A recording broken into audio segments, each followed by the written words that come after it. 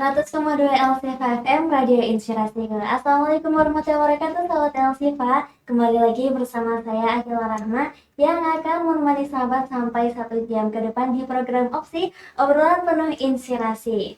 Ya, sahabat LCFA, kali ini Akila akan membahas tema yang sangat penting gitu ya, yaitu waspada keracunan makanan. Nah, kalau misalkan ditanya nih sahabat LCFA, kenapa sih penting untuk menjaga makanan? Karena ya setiap hari yang kita konsumsi adalah makanan gitu ya, baik itu makanan yang seperti sarapan ataupun makan malam. Nah, itu tuh emang berpengaruh ya untuk kesehatan kita.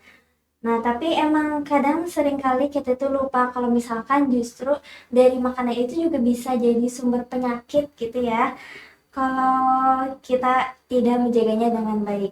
Nah, sahabat Elsifa boleh nih yang mau bertanya-tanya seputar keracunan makanan ataupun berbagi cerita, berbagi motivasi, boleh banget ya, bisa langsung menghubungi kami lewat WhatsApp atau Telegram ya di nomor 0853 17552553 atau lewat media sosial kami di Facebook, Twitter, dan Instagram di @elsifa_radio. Ya, kita tunggu ya sahabat Elsifa.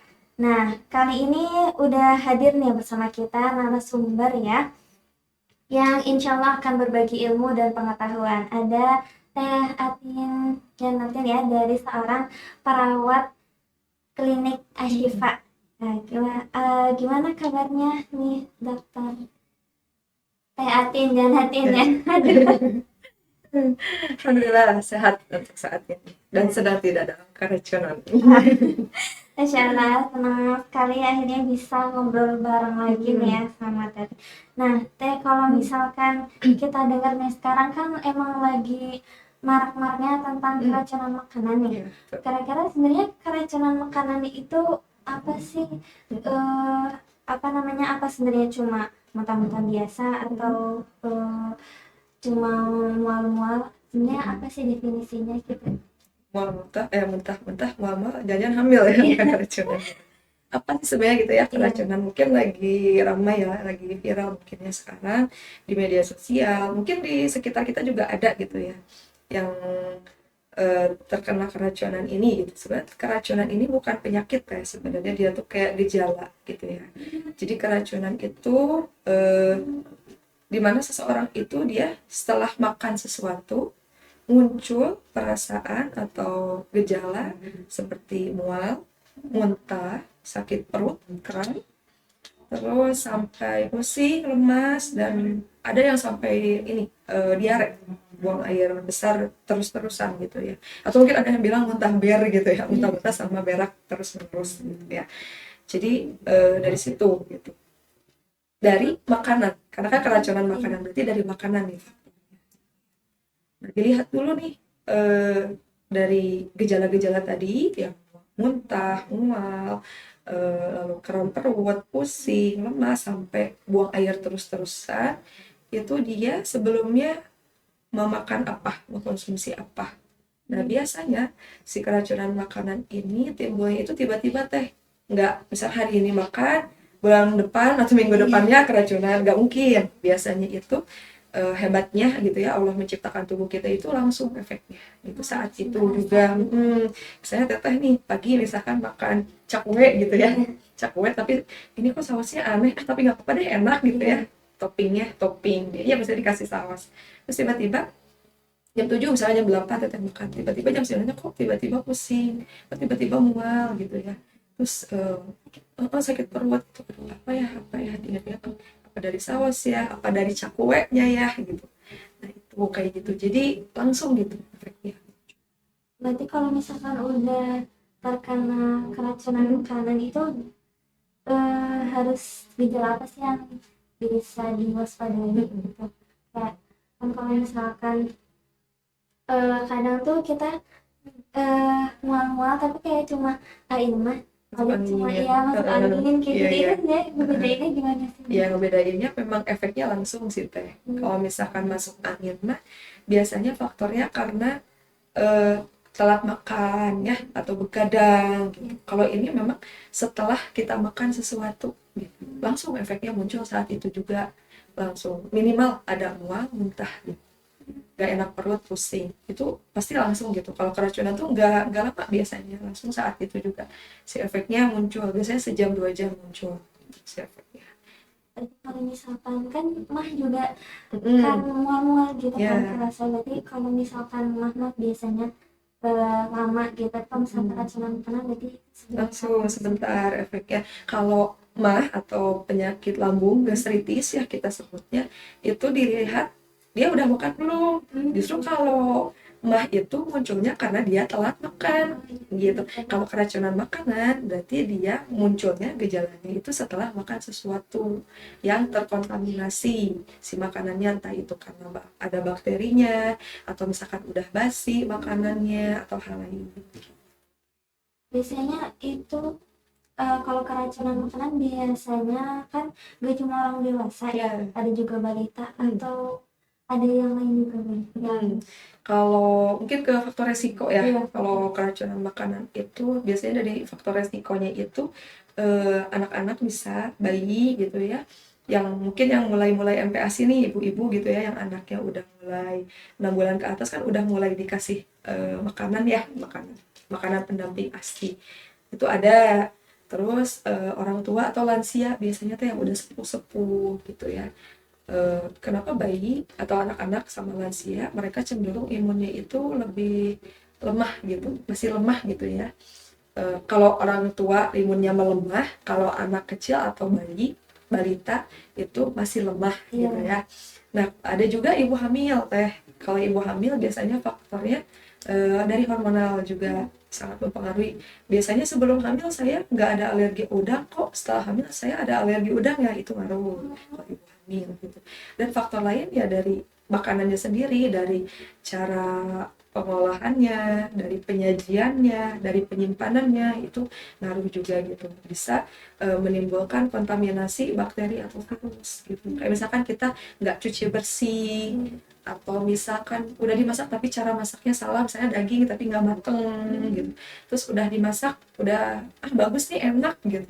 Cara nyimpennya salah, misalkan nggak ditutup, nggak pelalat dan sebagainya, atau pas kita mau mengkonsumsi kita nggak cuci tangan gitu. Jadi banyak faktor yang bisa mengkontaminasi makanan itu dari bakteri atau virus gitu yang menyebabkan efeknya ke keracunan gitu.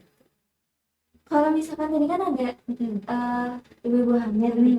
Nah, kalau misalkan bedain, kan biasanya ibu hamil ini juga mual muntah juga ya. Betul Kalau betul. misalkan bedainnya mual muntah karena kehamilan dan mual muntah karena Dan keracunan keracunan apa? makanan. Kalau pada ibu hamil kita lihat dulu dia kehamilannya sudah berapa minggu atau sudah berapa bulan, yang biasanya di masyarakat itu udah berapa bulan gitu ya. Nah, di kehamilan itu ada 3 trimester teh namanya. Ada trimester 1, trimester 2, sama trimester 3. Nah, trimester 1 itu dia di antara 1 hingga 3 bulan. Kalau trimester 2 dari 4 sampai 6 bulan, trimester 3 7 sampai 9 bulan. Nah, biasanya semua muntah ini timbul di awal kehamilan atau di trimester 1. Dan biasanya mual muntahnya itu di pagi hari lebih dominan teh. Bedanya dengan keracunan, kalau keracunan ini kan memang setelah makan sesuatu tuh timbul nih gejala mual muntah, kram perut, pusing dan sebagainya. Kalau pada kehamilan dilihat dulu apakah dia memang trimester awal kehamilan atau sudah akhir. Kalau trimester awal ya memang bisa jadi memang dari hormonnya. Itu mah memang lagi hamil si tetehnya gitu ya, baru baru 4 minggu, baru 1 bulan, oh ya udah memang lagi melonjak banget sih hormonnya, memang lagi eh, apa lagi proses kehamilannya, memang dari proses kehamilan gitu. Atau kita lihat, oh ternyata ibu itu atau teteh itu udah kehamilannya udah gede, udah 8 bulan, coba dicek tadi makan apa gitu ya, misalkan makan mie ayam, oh ternyata sawasnya bermasalah gitu. Atau misalkan oh itu sambalnya dihinggapi lalat, oh berarti dari situ. Itu sih teh yang ngebedain. Jadi kita ngelihatnya dari kehamilannya dulu nih berapa bulan, terus setelah itu baru kita lihat dia habis makan apa. Kalau spesifik ke keracunan makanan ya, berarti kan yang harus dilihat makanannya nih makan apa gitu. Kalau tadi tentang penyebab penyebab dari keracunan makanan, Ya. sebenarnya gimana sih cara mendiagnosis kita mendiagnosis makanan yang keracunan itu? Keracunan. Nah, jadi kan kita makan sesuatu ya, awalnya. Terus dari situ tiba-tiba 30 menit atau 1 jam kemudian kita mual, muntah, pusing, kram perut, terus buang air terus-terusan ke kamar mandi bolak-balik. Terus, kayaknya tadi gara-gara saya makan mie ayam nih, atau misalkan kayaknya gara-gara tadi saya makan nasi goreng gitu ya, atau apa, makan apalah pokoknya gitu yang menimbulkan gejala-gejala keracunan tadi. Nah biasanya kita cek lab teh, dicek si makanannya, dibawa sampel makanannya ke lab, ke laboratorium. Nanti di laboratorium itu biasanya urusannya sama analis ya, analis khusus gitu, analis yang menganalisa makanan. Jadi nanti dilihat di sampel makanan ini apakah terkandung virus atau bakteri. Nanti kelihatan, oh ternyata di makanannya ada virus nih, ada bakteri nih, misalkan kayak salmonella ya yang paling sering, atau E. coli gitu. Oh pantesan efeknya yang konsumsinya jadi ada mual muntah, jadi keracunan. Itu biasanya dari sampel makanannya kita ambil, kita periksa lebih lanjut. Nah kalau dari faktor orangnya yang keracunannya, biasanya sebenarnya nggak bahaya banget teh kalau misalkan gejalanya hanya mual muntah. Mual muntahnya masih normal gitu, masih muntah 2 kali, mual, terus besoknya ya udah alfiat lagi gitu, bisa makan cilok lagi, bisa makan bakso, udah aman. Tapi kalau misalkan gejala itu mual muntah, diare terus-terusan 3 hari nggak hilang-hilang, nah itu harus periksa lanjutan ke dokter buat mastiin, oh bener nih ini kayaknya memang keracunan gitu, atau memang ada penyakit lain gitu. Kalau selain mual muntah, kira-kira ada lagi gejala-gejala? Kalau gejala paling umum itu sih teh yang paling pasti ya, mual muntah, BAB, diare terus-terusan, BAB terus menerus lebih dari 5 kali, sama pusing lemes gitu. Efek jangka panjangnya biasanya dia dehidrasi. Dehidrasinya dikarenakan dia muntah dan BAB terus-terusan, jadi lemes. Makanya harus dilihat nih tanda-tanda dehidrasinya. Biasanya kalau anak-anak matanya cepu, lemes gitu. Biasanya anak yang aktif jadi lemes. Sama biasanya nadinya cepat, tekanan nadinya cepat. Kalau normalnya kan 60 sampai 100 kali per menit, kalau pada orang yang dehidrasi itu bisa jadi sampai 150, cepet gitu. Sama tekanan darahnya turun. Kalau kita udah pemeriksaan lebih lanjut, tekanan darahnya turun. Biasanya kalau orang periksa ke klinik atau ke dokter gitu ya, atau ke rumah sakit terdekat, ini keracunan gitu ya, dilihat, oh benar nggak dia ada mual, ada muntah, terus dia BAB-nya berapa kali, udah 15 kali, oh oke. Dia habis makan apa nih gitu, dilihat itu tadi makan catering misalkan, tapi kata temennya misalkan, tapi saya cium-cium kayaknya basi gitu. Oh oke. Terus dilihat tanda-tandanya, nadinya cepet, tekanan darahnya turun, atau kalau pada bayi atau anak-anak matanya cepu, oh oke ini dehidrasi. Biasanya penanganannya langsung infus. Kalau misalkan nadinya tinggi tapi darahnya tinggi itu gimana, Bu? Nadinya tinggi dari hati, bisa jadi dia deg-degan teh. Oh. Gitu. Tapi kalau pada kasus dehidrasi biasanya si tekanan darahnya rendah, nadinya tinggi, itu udah tanda-tanda dehidrasi. Gitu. Biasanya kalau misalkan ada nih Bun, yang kemarin baca berita, dia itu keracunan makanan, tapi karena dia punya mah, jadinya akhirnya sampai meninggal. Itu karena emang keracunan makanannya atau karena mahnya? Kalau pada kasus-kasus orang yang punya penyakit mah atau gastritis, itu memang rentan kamunya itu karena makan yang tidak teratur ya sebenarnya. Kenapa bisa jadi double diagnosa seperti itu? Bisa jadi memang efek keracunannya yang sangat mempengaruhi dia sampai meninggal teh. Jadi dari efek keracunan ini, selain tanda tadi yang mual, muntah, diare, dia mungkin sudah dalam keadaan dehidrasi berat. Nah, si dehidrasi berat ini efeknya bisa jadi ke koma dan kematian gitu. Jadi itu benar-benar efek terburuk gitu teh. Bisa jadi dari situ. Berarti bukan karena dari mah? Enggak sih kayaknya, kalau memang dia di setelah diperiksa hasilnya ini mah keracunan gitu ya, bukan dari mah. Bisa jadi memang dia kondisinya sudah dehidrasi berat banget. Jadi si tubuhnya sudah tidak ada kompensasi untuk udah nggak kuat gitu. Dia bisa menyebabkan menurun. Karena emang biasanya kan kalau keracunan makanan kan gak nafsu makan. Ya, Jadi apa ya, ada opsi lain kayak gitu biar dia tuh mau tetap mau makan kita gitu. mau makan. Nah, itu paling kita opsinya kita hindari dulu makanan yang membuat keracunan, dihindari. Lalu kalau misalkan lihat gejala nih, gejalanya apa? Mual, bisa minum obat anti mual gitu ya. Ada muntah juga, oke, kita kasih obat anti mual muntah. Atau bisa jadi penanganan awal nih di rumah, misalkan kita ke dokter jauh, ke klinik jauh gitu ya, nggak ada bidan, atau misalkan nggak ada perawat yang praktek di sekitar rumah, bisa kita dengan netralisir dulu racunnya dalam tubuh. Bisa dengan minum air kelapa mungkin yang gampang gitu ya, atau minum susu yang plain gitu. Full cream. Nanti setelah beberapa saat dilihat gejalanya udah berkurang belum gitu ya, misalkan setelah minum air kelapa atau setelah minum susu full cream, udah nggak mual nih, udah nggak muntah, terus diarenya udah berkurang, oke, mulailah sedikit demi sedikit makan cemil gitu. Makan misalkan aman nih, nggak mual, ya udah berarti lanjut gitu. Tapi kalau misalkan gejala-gejala tadi dalam 3 hari terus-terusan nggak berhenti-berhenti, itu harus ke dokter, harus butuh biasanya antibiotik teh gitu. Itu bisa jadi tubuhnya memang sudah terkontaminasi dengan bakteri dari makanan tadi gitu, yang awalnya keracunan, ternyata si tubuhnya udah terkontaminasi sehingga membutuhkan terapi tambahan dari dokter berupa antibiotik kayak gitu. Kan kalau misalkan diare katanya nggak boleh makan susu, minum susu. Minum susu. Itu benar, itu benar. Minum susu itu nggak boleh karena dia bisa bikin lebih si pergerakan ususnya lebih cepat gitu, jadi malah makin diare gitu. Makanya dilihat dulu nih teh diarenya, ada diare yang memang dia harus di stop, ada diare yang memang ini masih wajar.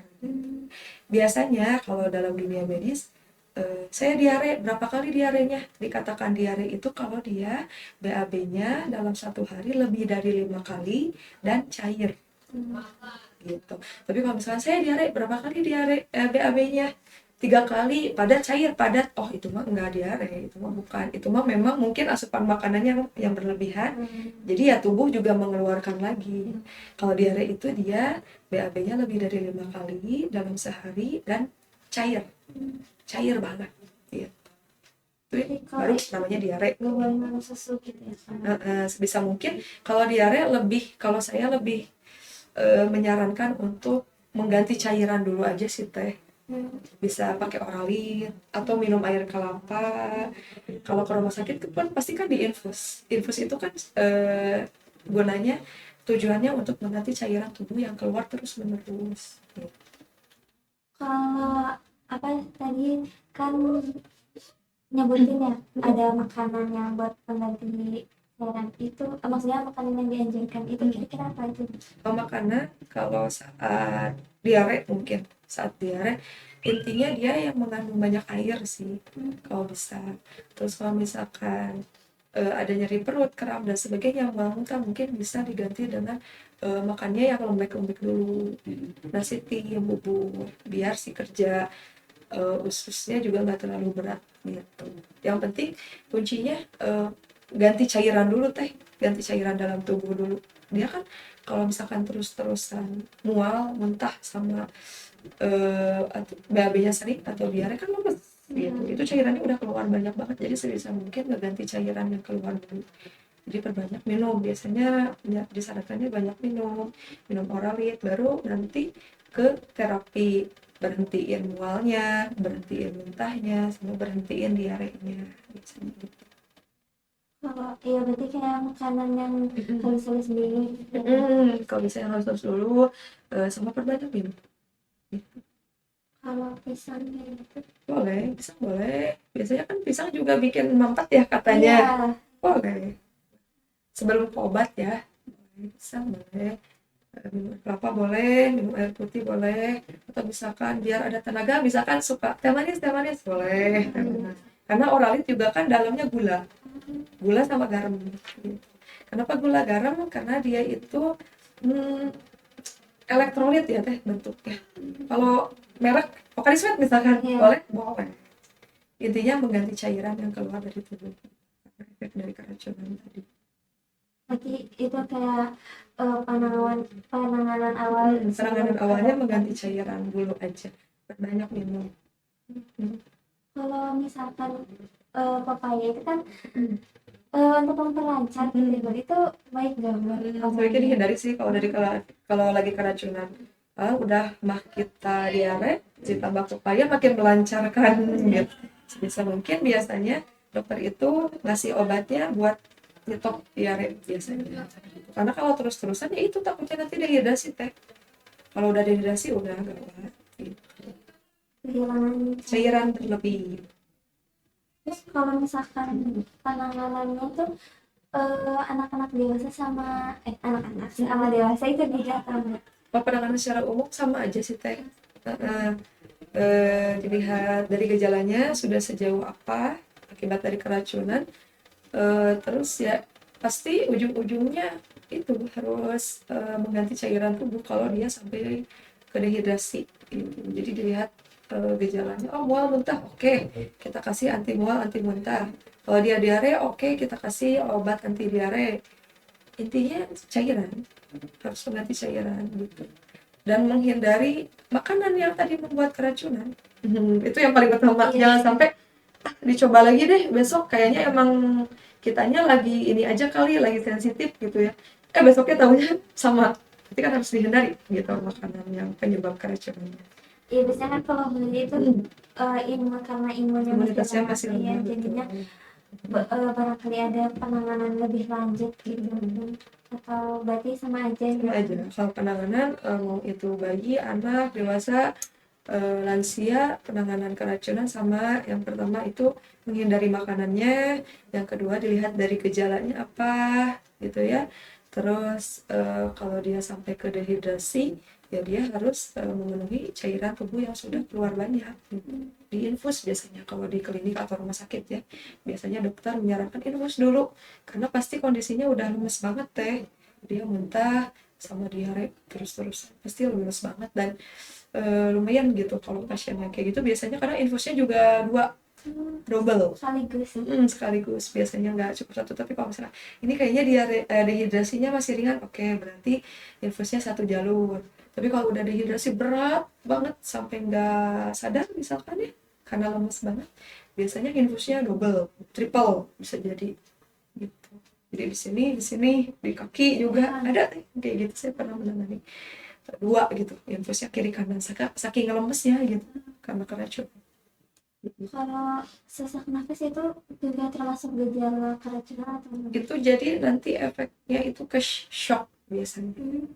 Shock enggak sih, biasanya paling paling dominan ke dehidrasi sih teh, efek jangka panjang kalau keracunan. Berarti kalau kan karena dia lemas terus penglihatan juga kabur. Betul gejala. Berarti emang benar-benar mempengaruhi banget dari mata sampai seluruh badan. Kalau biasanya kan selain gejala ini tuh kalau ada yang ngerasa kelumpuhan gitu, itu benar nggak sih?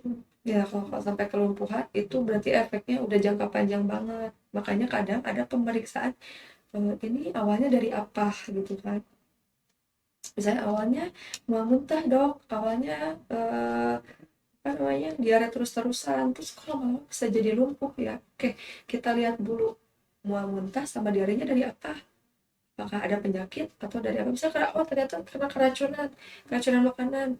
Nah itu tadi biasanya dicek, ini kira-kira udah kena virus apa ya, udah kena bakteri apa ya bisa sampai menyebabkan kelumpuhan.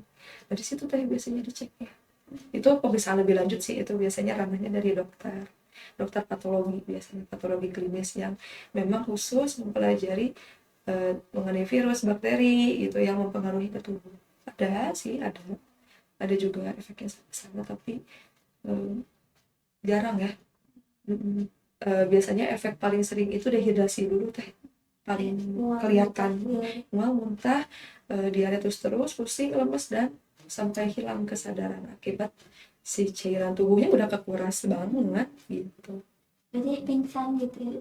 Biasanya pingsan, lemes banget teh, karena mual muntah terus kan. Ya jangankan dehidrasi, kita mual muntah karena hamil aja lemes teh, lemes banget. Makanya hal yang utama disarankan itu adalah mengganti cairan tubuh. Karena kan 90% tubuh kita kan cairan, darah kan cair, cairan tubuh pipis, pup, cair gitu. Jadi sebisa mungkin mengganti cairan tubuh yang udah keluar banyak.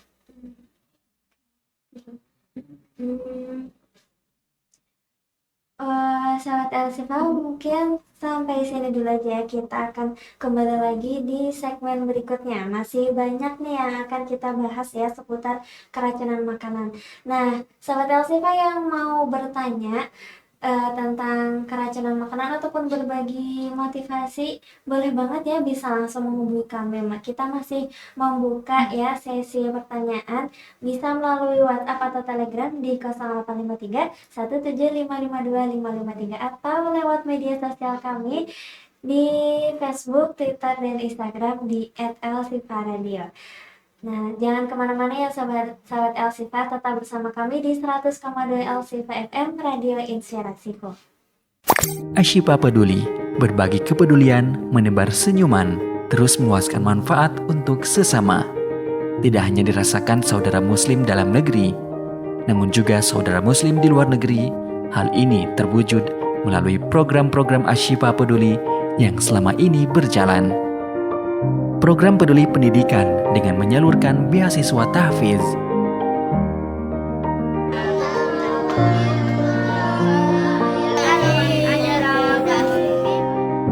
Program peduli sosial kemasyarakatan yang meliputi program keluarga tangguh, yatim bahagia,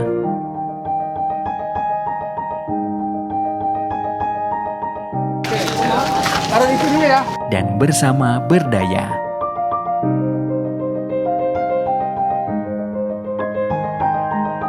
Program peduli dakwah melalui program Inspiring Dai dan program peduli dakwah dengan pembagian kado untuk para dai dan iftar bahagia.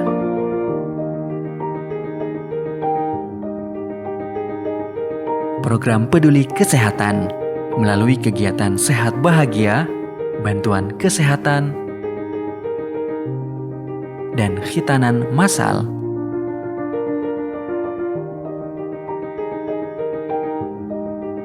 Program kurban melalui penyaluran daging kurban untuk muslim di Indonesia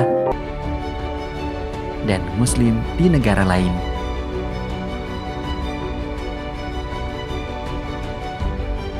Ashifa Peduli,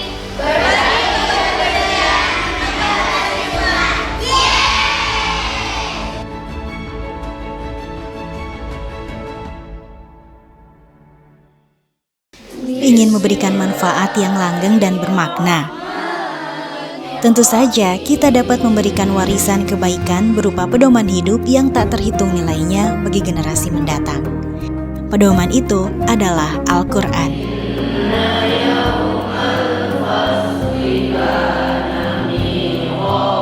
Satu langkah kecil ini akan sangat berarti bagi mereka yang membutuhkan. Yuk ukir nama kita atau custom nama orang tersayang pada musyaf Al-Quran yang kita wakafkan melalui Badan Wakaf Ashifa.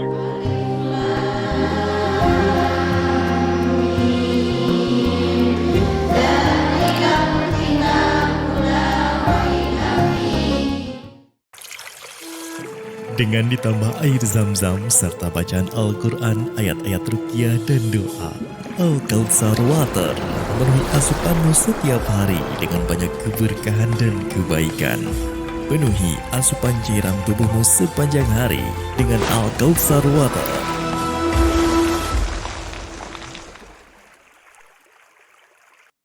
L5 FM Radio Inspirasiku. Sahabat L5, kembali lagi masih bersama Akila Rahma dalam segmen Opsi, obrolan penuh inspirasi. Yang kali ini membahas tema tentang waspada keracunan makanan ya, yang sedang marak-maraknya. Nah, kalau misalkan tadi di segmen 1 kita udah membahas tentang definisi, jadi apa sih itu keracunan makanan, ada juga gejala-gejala. Jadi Sobat L5 bisa tahu nih kalau misalkan udah merasa gejala tersebut, bisa langsung diberikan penanganan awal gitu ya. Tadi juga udah disebutkan penanganan awalnya udah ada bisa banyak minum gitu ya biar gak dehidrasi, ataupun kalau misalkan lebih dari 3 hari masih merasakan gejala-gejala keracunan makanan, bisa langsung diperiksakan ke dokter terdekat ya, ataupun klinik terdekat gitu ya. Nah, di segmen kali ini, di segmen kedua, kita akan membahas lebih lanjut yaitu tentang cara pencegahan dan pengobatan dari dokter. Nah, kita juga masih membuka nih sesi pertanyaan ya, sahabat Elsifa yang mau bertanya ya bisa melalui WhatsApp atau Telegram kita di nomor 0853 17552 553, atau bisa juga nih melalui media sosial kita ya di Facebook, Twitter, atau Instagram di @elsifaradia. Nah, langsung saja kita lanjutin ya. Gimana sih cara pencegahan lebih lanjut buat mengatasi keracunan makanan ini? Dari keracunan tadi kan kita udah bahas ya, keracunan itu seperti apa, lalu tanda gejalanya seperti apa, dan penanganan dini gitu ya kalau di rumah gitu, dengan cara intinya kalau keracunan itu dia pasti kehilangan cairan banyak gitu ya. Berarti hal yang kita lakuin adalah mengganti cairan tubuhnya dengan memperbanyak minum. Boleh mau itu susu, mau itu air kelapa gitu ya, atau buah-buahan misalkan semangka yang tinggi air gitu ya, yang tinggi air, mengandung air, itu boleh. Yang penting cegah jangan sampai dehidrasi gitu ya.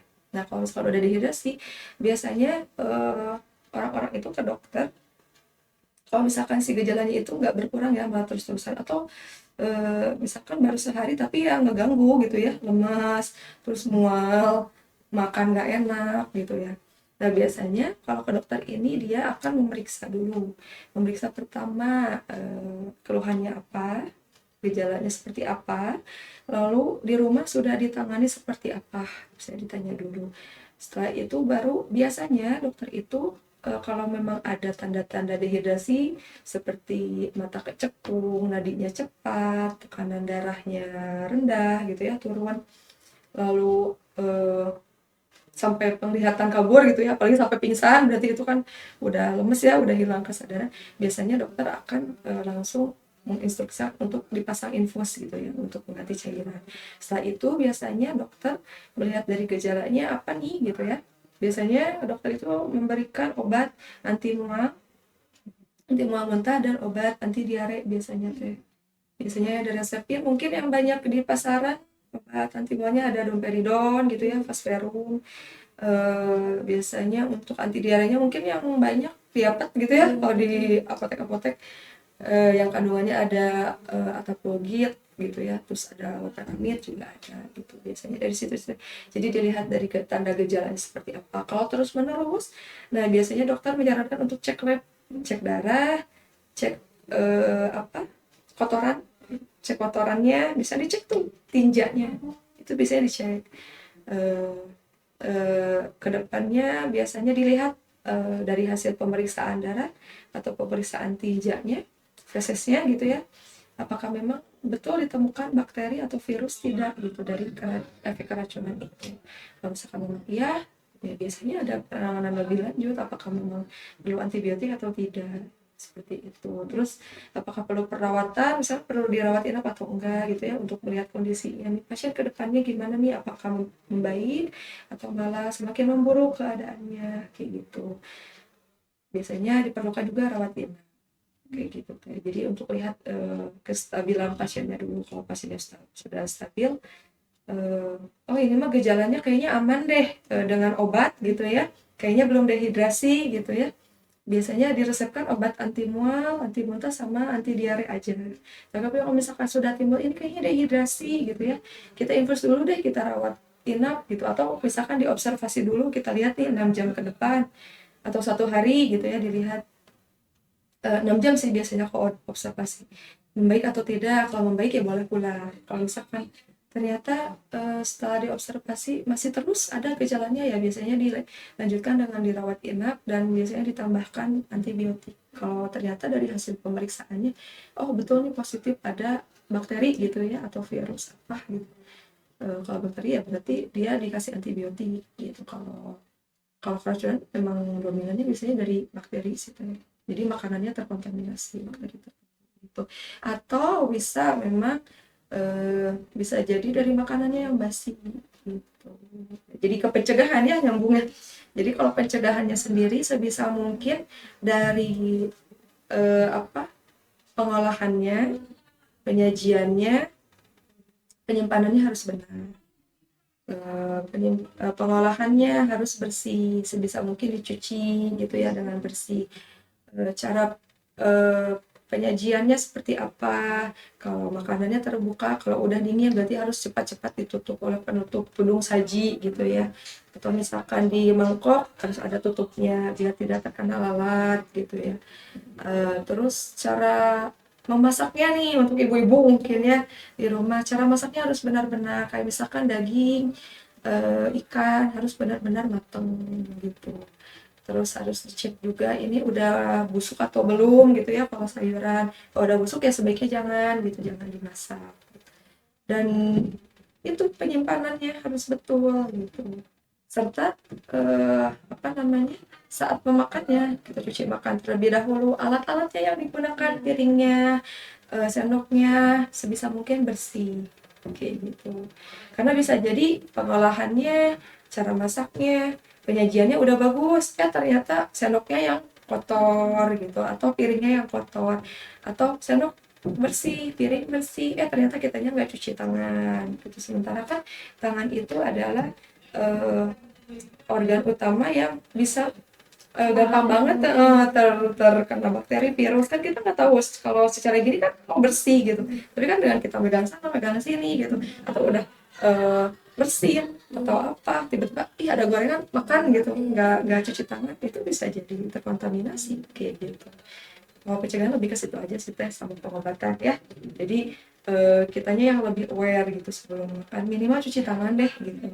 Kalaupun lihat situasi dan kondisi misalkan aduh lapar banget, aku ganjal dulu kali ya pakai gorengan, terus tapi itu ada lalernya, minimal kita menjaga diri kita sendiri dengan cuci tangan dulu deh minimal gitu. Atau enggak ya sebisa mungkin bisa bawa bekal gitu dari rumah yang memang kita ngelihat cara masaknya, ngelihat cara ngolahnya seperti apa, nyucinya kan seperti apa, terus kelihatan kan oh ini dagingnya masih fresh, oh ini sayurnya bukan sayuran busuk gitu. Lebih terjamin lah gitu saya rasa kalau bikin sendiri gitu kan dibanding di luar. Kalau di luar ya kita lihat dulu tempatnya, terus dicek makanannya udah basi atau belum, minimal kita lihat dulu ini kok udah berlendir ya, atau dari bau kok ini udah baunya udah apek gitu ya, udah beda gitu. Atau pastiin lagi pas dicicip udah gak enak, ya udah stop gitu, jangan dilanjutin makan, buang gitu sih Teh, lebih ke situ. Tapi kalau udah kejadian keracunan ya itu tadi penanganannya dengan cara menghindari makanan yang membuat keracunan, terus perbanyak minum untuk mencegah dehidrasi. Konsultasi ke dokter. Kalau tadi makanan yang penyebab keracunan itu Ya. ada juga, kira-kira apa aja? Tergantung sih Teh. Jadi ada orang yang sistem imunnya itu makan sesuatu dia bisa keracunan. Ada juga yang makan ini ya aku mah baik-baik aja gitu. Itu balik lagi ke imunitas juga. Saya pernah kayak gitu Teh. Kita makan apa ya waktu itu? Sop buah kalau nggak salah. Minum sop buah, sorenya saya mual muntah sama diare, tapi teman saya aman-aman aja, padahal kita beli di tempat yang sama gitu. Oh berarti memang sayanya yang lagi sensitif gitu, imunnya yang lagi turun kan. Tapi kalau dalam kasus keracunan biasanya satu kena yang lain kena biasanya gitu. Jadi memang dari faktor makanannya gitu yang paling berpengaruh. Kalau misalkan kasus saya saya diare mual muntah tapi teman saya baik-baik aja, oh berarti memang tubuh sayanya yang lagi imunitasnya lagi turun gitu, kayak gitu. Ya, saya juga pernah sih sama teman gitu kan beli makanan, tapi itu emang teman yang kena dan Saya baik-baik aja iya, gitu. baik-baik aja, dan katanya itu juga ada yang bilang itu masuk angin karena ya tadi cuma mual muntah aja, Muntah aja. gitu. Jadi tapi dia mengira mendiagnosisnya emang itu Keracunan, racun iya. makanan gitu. Makanya kan dilihat dulu nih teh, dilihat dulu dia sebelumnya makan apa, terus dia makannya teratur atau enggak, terus dilihat dia punya riwayat penyakit mah gastritis atau enggak. Itu banyak faktor sebenarnya. Tapi kalau misalkan kita pagi ini makan, siang muntah, ya bisa jadi memang keracunan gitu. Jadi harus dilihat gejalanya juga sama riwayat sebelumnya kayak gitu. Untuk memastikan apakah ini benar keracunan atau enggak kayak gitu. Berarti tadi buat paling makanan kayak yang berminyak pedas gitu ya, bumbu Ya, gitu. sebenarnya kalau keracunan mah memang dikarenakan makanannya terkontaminasi, ya, terkontaminasi bakteri racun gitu ya. Kalau misalkan menghindari makanan yang asam pedas, itu lebih ke menjaga organ tubuh kita aja sih teh. Kalau yang asam dia kan ngaruhnya ke asam lambung, kalau yang pedas dia ngaruhnya ke pencernaan, ke usus, ya bisa bikin diare gitu. Kalau keracunan makanan lebih menjaga ya makanannya itu sendiri gitu, sebisa mungkin bersih, sebisa mungkin cara masaknya bagus, matang, sempurna, terus sebisa mungkin makanan yang kita konsumsi tidak basi, tidak berbau. Kalau minuman mungkin tidak berubah warna gitu ya. Terus kalau makanan kemasan mungkin kita bisa lihat expirednya kapan gitu. Dari situ sih biasanya kitanya lebih lebih hati-hati aja gitu. Ini udah ada penanya Ya. dari yang mau bertanya. Langsung aja ya Bun dibacain. Ada dari Yudi di Subang. Apakah makanan yang sudah dihangatkan berkali-kali bisa menyebabkan keracunan? Ini mau langsung dibacain aja atau dijawab? Boleh deh dijawab dulu satu-satu ya. Makanan yang dihangatkan terus-menerus, dihangatkannya berapa kali nih? 2 kali, 3 kali, 5 kali gitu ya. Jadi gini teh, kalau makanan itu sebenarnya sebaiknya ya, kalau menurut ahli gizi, apa yang kita masak hari ini itu ya habis hari ini sebaiknya. Tidak buat besok gitu ya, atau buat lusa, atau simpan di kulkas buat minggu depan, sebaiknya itu kurang bagus. Cuma tergantung dilihat lagi makanannya apa. Kalau misalkan berupa sayur gitu ya, sebaiknya habis hari itu juga. Kalau misalkan berupa daging, ikan, yang mentah mungkin bisa disimpan ya di freezer gitu ya, di kulkas. Tapi kalau udah matang sebaiknya habis dalam 1-2 hari. Beda lagi dengan makanan kemasan yang memang ada expirednya. Kalau itu ya kita harus melihat expired date-nya apa ya. Kalau dihangatkan gimana gitu ya, boleh aja dihangatkan, tapi dilihat dulu. Kalau misalkan dia berupa makanan yang dibakar, itu kurang bagus deh. Karena dari pembakaran itu dia ada zat yang namanya karsinogen. Karsinogen itu efek jangka panjangnya, udah bakar lagi deh. Ini ayam bakar kemarin, bakar lagi deh gitu ya. Biar hangat gitu, biar enak. Iya enak dimakan, tapi dari zat pembakaran itu menimbulkan karsinogen. Si karsinogen ini efek jangka panjangnya bisa menimbulkan kanker. Jadi nggak bagus sebenarnya yang diangetin gitu. Jadi sebaiknya kalau saran saya, apa yang kita masak hari itu ya habis hari itu juga gitu. Kecuali memang bahan mentah. Kalau bahan mentah bisa disimpan di kulkas kan, bisa disimpan di freezer. Tapi kalau sudah dimasak, sudah jadi, sudah tinggal kita makan, sebaiknya ya hari itu masak, hari itu habis gitu. Kalau misalkan gorengan gitu, gorengan kan belum habis terus Ya, ya nanti diangetin. goreng lagi gitu. Itu menyebabkan keracunan juga atau Kalau menyebabkan keracunan mah cenderung enggak ya, karena keracunan mah kan makanannya terkontaminasi. Nah, kita lihat ini si gorengannya terkontaminasi atau enggak gitu loh. Cuman memang efeknya kolesterolnya pasti lebih naik dong gitu. Yang asalnya minyaknya misalkan 1 mili gitu ya, enggak 1 mili juga ya. Minyaknya misalkan sekian, digoreng ulang jadi nambah dong minyaknya gitu, nambah banyak gitu kan. Ya sebaiknya itu sih teh, apa yang kita masak hari ini ya habis hari ini, sebisa mungkin dihindari untuk dihangatkan gitu, sebisa mungkin ya.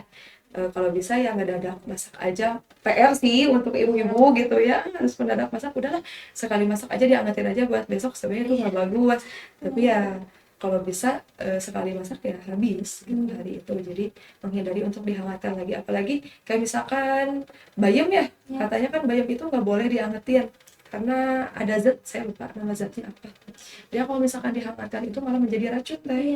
Jadi kalau bisa ya udah, kalau nggak habis ya sudahlah buang. Saya lupa zatnya apa ya gitu, jadi kalau dia diangetin tuh malah beracun. Jadi malah dia kayak buat tubuh. Jadi sebaiknya ya hari itu masak, hari itu habis gitu sebaiknya. Itu ya Pak Yudi tadi. Iya.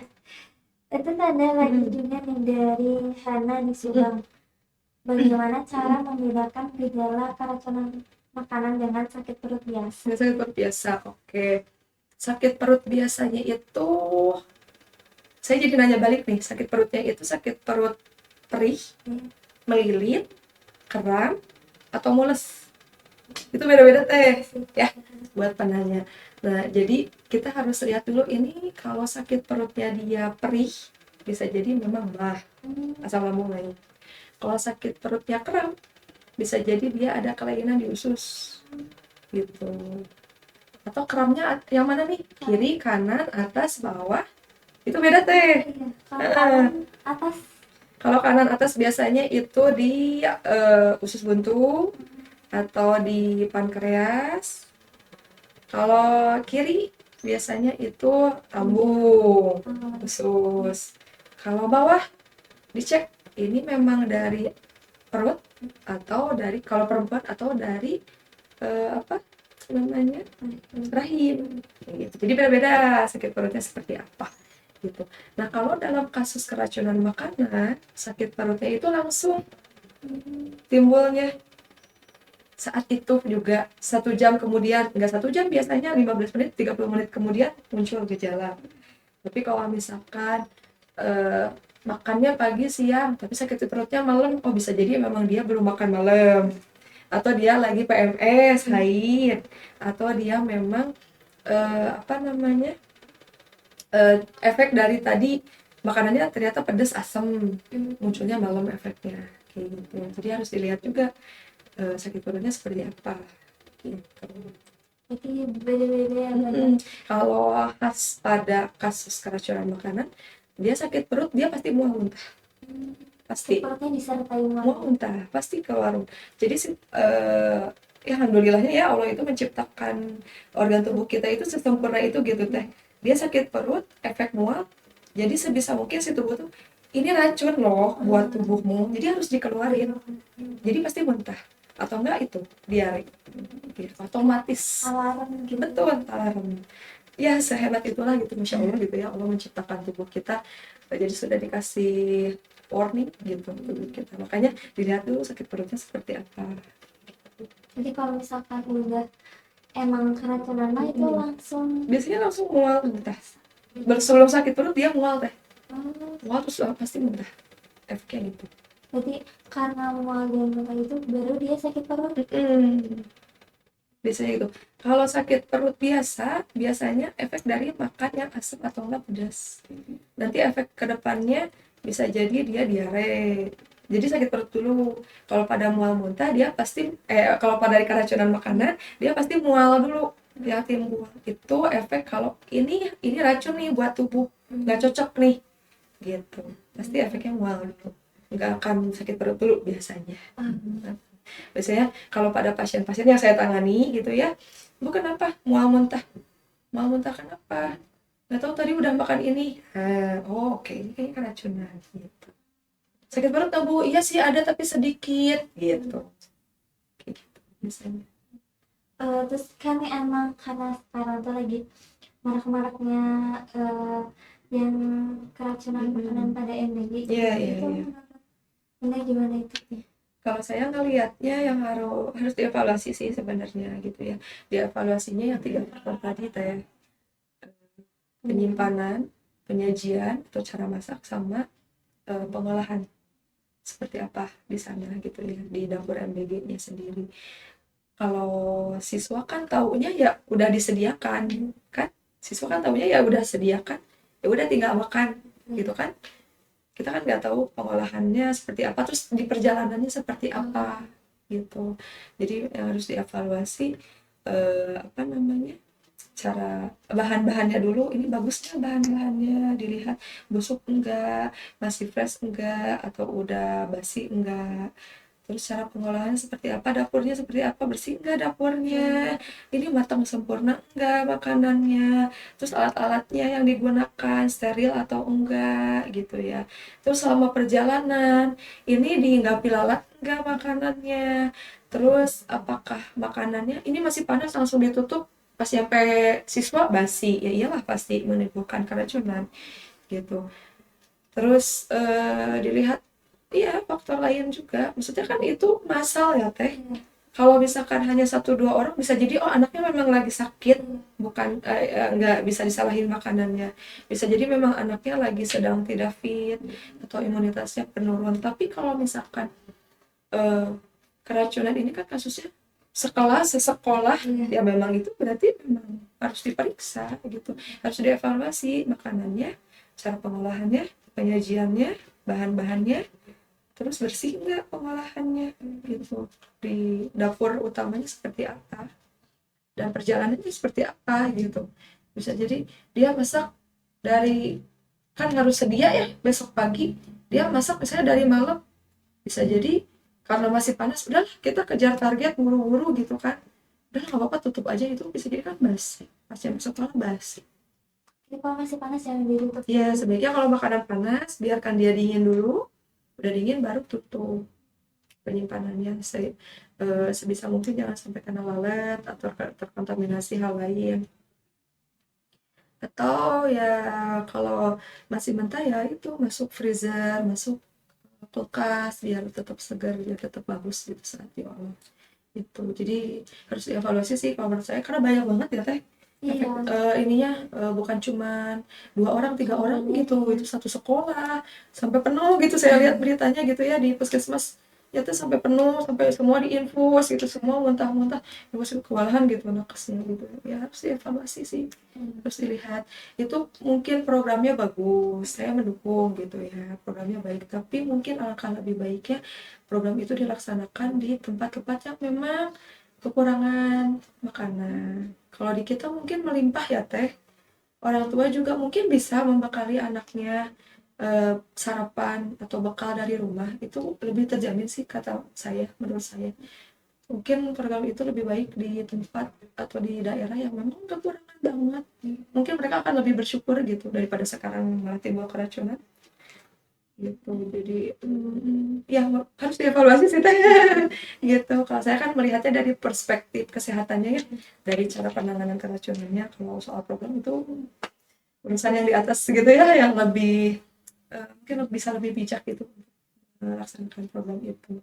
Yang jelas kalau ada kejadian seperti itu perlu diingat, perlu dilihat gejalanya yang muncul seperti apa, baru kita tangani sebisa mungkin. Kalau sudah muncul dehidrasi, kita ganti cairan tubuh dengan banyak minum.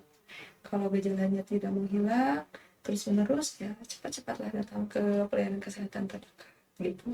Berarti pesan nih buat sahabat Alsifa semuanya, buat melihat dan menonton ya, sebisa mungkin apa ya, jagalah dirimu gitu, jagalah tubuhmu, karena Allah sudah menciptakan kita dengan sempurna.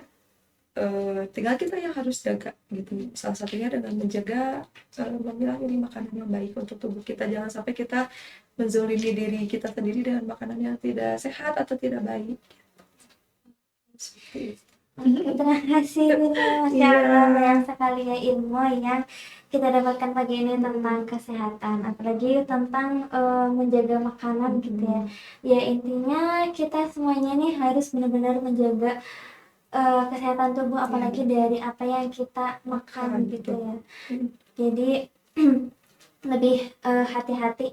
Makanan baik itu juga bukan cuma buat kenyang gitu ataupun kelihatan enak, tapi yang untuk menyehatkan tubuh kita Itu gitu juga ya. betul. Jadi ya terima kasih banyak buat narasumber atas waktunya. Semoga juga bermanfaat nih buat sahabat Elsepa semuanya. Jangan lupa juga selalu makan yang sehat ya, perhatikan kebersihan dan pastikan makanan itu halal ya, sahabat Betul. Elsepa. Ya jadi setelah ini Akila akan pamit undur diri.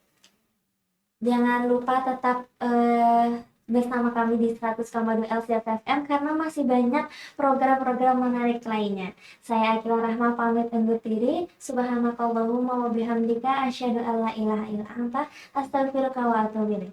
Wassalamualaikum warahmatullahi wabarakatuh.